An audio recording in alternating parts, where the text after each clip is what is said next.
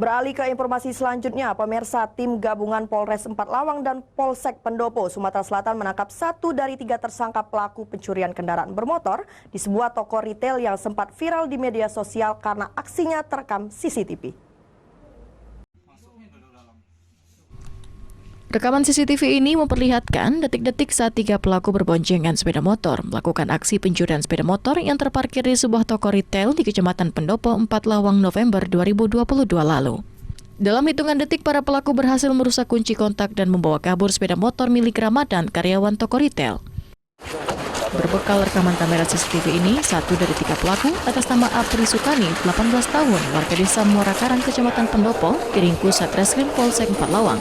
Pelaku mengaku aksi yang dilakukan bersama 2 orang rekannya yang masih buron dengan modus salah satu tersangka berpura-pura belanja. Setelah situasi sepi dan aman, pelaku menggunakan kunci liter T berhasil merusak kunci kontak sepeda motor dan langsung membawa kabur ke rumah salah satu tersangka. Sepeda motor hasil curian dijual kepada seseorang dengan harga 2,5 juta rupiah. Lakukan kau belum? Belum. Mau berapa kau maling?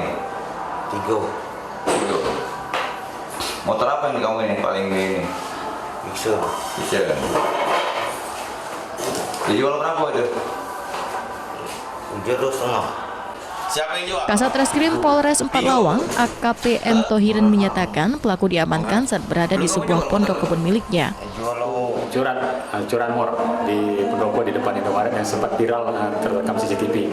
Jadi dari 3 pelaku pagi ini berhasil kami amankan 1 pelaku yang mempunyai peran sepelaku pemetik, dan untuk kendaraan sedang dijual. Sekarang untuk lagi kami telusuri, anggota di lapangan masih melakukan pengejaran.